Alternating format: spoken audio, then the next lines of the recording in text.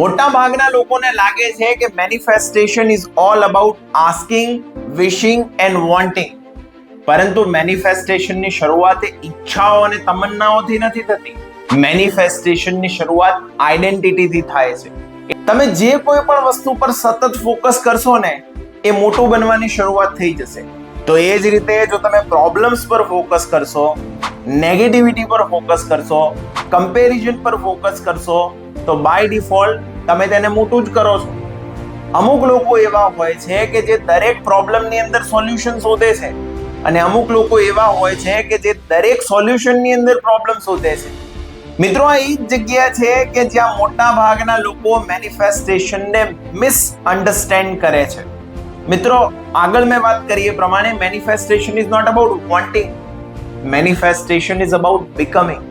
તમે વિઝ્યુલાઇઝેશન કરો છો એ બહુ સારું છે, કારણ કે તેના દ્વારા તમે જે બનવા માંગો છો એ તરફ પોતાની આઈડેન્ટિટીને મનોમન લઈ જવાનો પ્રયાસ કરો છો. પરંતુ આ બધું જ અધૂરું છે જ્યાં સુધી તમે તેમાં એક્શનના એલિમેન્ટને એડ નથી કરતા. કારણ કે યુનિવર્સ તમને ઘણા બધા સિગ્નલ આપશે, ઘણી બધી ઓપોર્ચ્યુનિટીઝ આવશે, પરંતુ તેના પર એક્શન તમારે લેવાની છે. મિત્રો, અમુક લોકોના જીવનની અંદર આપણને સતત પ્રગતિ જોવા માટે મળે. એવું લાગે કે આનું જીવન કેટલું મસ્ત મજાનું રિધમમાં છે. જ્યારે અમુક લોકો આપણને એવું લાગે કે આ સતત સમસ્યાઓની અંદર જ છે અને કેટલા પણ પ્રયાસ કરે ફરી અને ચકેડાની અંદર ફિટ થઈ જાય, તો આપણને એવું લાગે કે યાર આટલો બધો વિરોધાભાસ કેમ છે, આટલું બધું અનફેર કેમ છે. અને મોટા ભાગના લોકો દોષ એ લકને અથવા તો ભાગ્યને આપતા હોય છે, પરંતુ આવું નથી. આપણા આજુબાજુની અંદર એવા ઘણા બધા ઇનવિઝિબલ ફોર્સીસ કામ કરે છે. જીવન એ રેન્ડમ નથી, તેના પ્રભાવ હેઠળ ચાલે છે. અને તમે જો આ ફોર્સેસને સમજી અને જાણી જાઓ અને તેનો ઇન્ટેન્શનલી ઉપયોગ કરવાની શરૂઆત કરો, તો લાઈફ એક્સિડેન્ટલ નથી રહેતી, ઇન્ટેન્શનલ ડ્રીમ લાઈફ બની જાય છે. અને આજે આ વિડીયોના માધ્યમથી હું તમારી સાથે શેર કરવાનો છું એવા 5 મેનિફેસ્ટેશનના પાવરફુલ લોસ કે જેનો ઉપયોગ કરી અને તમે તમારા જીવનને ટ્રાન્સફોર્મ કરી શકશો. તો ચાલો જાણીએ આ 5 પાવરફુલ લોસને. Law number 1, the law of inner identity. મિત્રો, જીવન તમને એ જ રીતે રિસ્પોન્ડ કરે છે કે જે રીતે તમે પોતાની જાતને આઈડેન્ટિફાઈ કરો છો. મોટા ભાગના લોકોને લાગે છે કે manifestation is all about asking, wishing and wanting. પરંતુ મેનિફેસ્ટેશનની શરૂઆત ઈચ્છાઓ અને તમન્નાઓથી નથી થતી. મેનિફેસ્ટેશનની શરૂઆત આઈડેન્ટિટીથી થાય છે. એટલા માટે હું ઘણીવાર કહું છું, manifestation is not about wanting, manifestation is about becoming.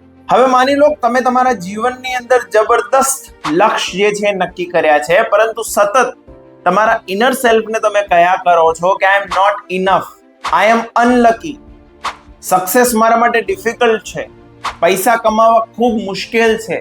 હવે આ રીતની સ્ટોરી સતત તમારા અંદર ચાલ્યા કરતી હોય તો પછી અનકોન્શિયસલી તમારા એક્શન્સ, તમારા ડિસિઝન્સ અને તમારા ઇમોશન્સ એ આઈડેન્ટિટીને મેચ કરવાની શરૂઆત કરી દેશે અને એ જ રીતનું રિઝલ્ટ તમને બહાર પણ જોવા માટે મળશે અને સ્લોલી આ બધું તમારી રિયાલિટી બની જશે.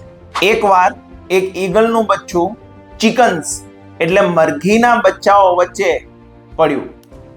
મરઘીના બચ્ચા જે રીતે ચાલે એ જ રીતે આ ચાલવા લાગ્યું, મરઘીના બચ્ચા જે રીતે બોલે એ જ રીતે આ બોલવા લાગ્યું, મરઘીના બચ્ચા જે રીતે વિચારે એ જ રીતે આ વિચારવા લાગ્યું. અને એમ કરતા કરતા વર્ષો નીકળી ગયા.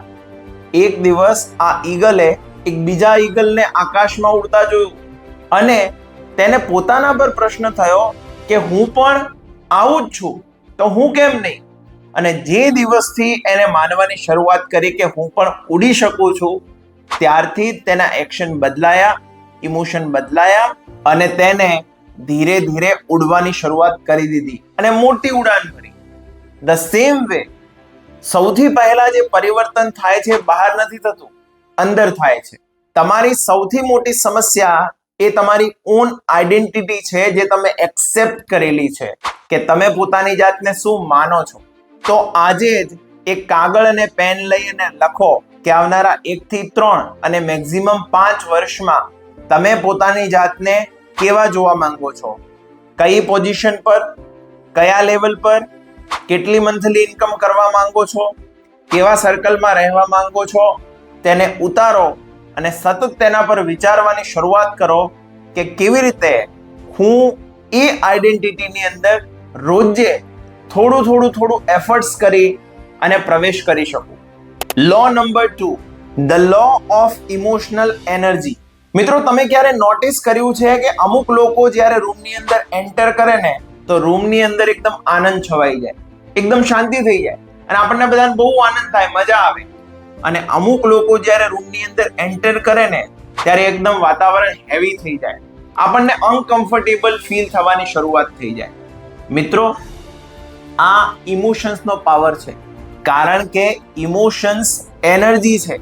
મોટા ભાગના લોકોને એક પાવરફુલ ફ્યુચર, એક બ્યુટીફુલ ફ્યુચર બનાવવું છે, પરંતુ સાથે સાથે આ રીતના ઇમોશન્સ પણ કેરી કરીને રાખવા છે, જેવા કે ભય, ગ્લાની, અવિશ્વાસ, અભાવ, ઈર્ષા, ગુસ્સો. અને આ કોના જેવું છે કે કોઈ વ્યક્તિને આકાશની અંદર ઉડવું છે પરંતુ પોતાની જાતને મોટા મોટા પથ્થરોથી બાંધેલી છે. અને આ બધા નકારાત્મક ભાવ એક એવી ઉર્જા છે જેની અંદર ઝેર વ્યક્તિ પોતે પીવે છે અને એને એવું લાગે છે કે સામેવાળો મરે છે. તો મિત્રો, જે લોકોએ પણ આગળ વધવું છે એ પાસ્ટને રિમૂવ કરી દો જે તમને સર્વ નથી કરતો. દરેક વસ્તુમાંથી ગુણ ગ્રહણ કરવાની શરૂઆત કરો. દરેક વ્યક્તિને જુઓ તો એ જ વિચારો કે આ સારું કામ કરે છે તો મારે પણ આના જેવું કામ કરવું છે, હું કેવી રીતે કરું. ધ મોમેન્ટ તમે તમારી ઇમોશનલ એનર્જીને લવ, ગ્રેટિટ્યુડ આ બધી બાબતોની અંદર ફેરફાર કરવાની શરૂઆત કરશો ને, ઓટોમેટિકલી રિઝલ્ટ્સ બદલાવાની શરૂઆત થઈ જશે. Law number 3, the law of focus. તમે જે કોઈ પણ વસ્તુ પર સતત ફોકસ કરશો ને એ મોટું બનવાની શરૂઆત થઈ જશે. તો એ જ રીતે જો તમે પ્રોબ્લેમ્સ પર ફોકસ કરશો, નેગેટિવિટી પર ફોકસ કરશો, કમ્પેરિઝન પર ફોકસ કરશો તો બાય ડિફોલ્ટ તમે તેને મોટું જ કરો છો. અમુક લોકો એવા હોય છે કે જે દરેક પ્રોબ્લેમની અંદર સોલ્યુશન શોધે છે અને અમુક લોકો એવા હોય છે કે જે દરેક સોલ્યુશનની અંદર પ્રોબ્લેમ શોધે છે. તો મિત્રો, તમે જો તમારા ફોકસને ટ્રેન કરશો ગ્રોથ પર ફોકસ કરવામાં, સોલ્યુશન્સ પર ફોકસ કરવામાં, ઓપોર્ચ્યુનિટીઝ પર ફોકસ કરવામાં, તો રિયાલિટી ધીરે ધીરે શિફ્ટ થવાની શરૂઆત થઈ જશે. કારણ કે મેં વાત કરીને where the focus goes power flows. Law number 4, the law of aligned action. મિત્રો, આ એ જ જગ્યા છે કે જ્યાં મોટા ભાગના લોકો મેનિફેસ્ટેશનને મિસઅન્ડરસ્ટેન્ડ કરે છે. મિત્રો, આગળ મેં વાત કરી એ પ્રમાણે manifestation is not about wanting, manifestation is about becoming. તમે વિઝ્યુલાઇઝેશન કરો છો એ બહુ સારું છે, કારણ કે તેના દ્વારા તમે જે બનવા માંગો છો એ તરફ પોતાની આઈડેન્ટિટીને મનોમન લઈ જવાનો પ્રયાસ કરો છો. પરંતુ આ બધું જ અધૂરું છે જ્યાં સુધી તમે તેમાં એક્શનના એલિમેન્ટને એડ નથી કરતા. કારણ કે યુનિવર્સ તમને ઘણા બધા સિગ્નલ આપશે, ઘણી બધી ઓપોર્ચ્યુનિટીઝ આવશે, પરંતુ તેના પર એક્શન તમારે લેવાની છે. કારણ કે યુનિવર્સ હંમેશા મૂવમેન્ટને રિસ્પોન્ડ કરે છે, લેઝીનેસને નથી કરતું.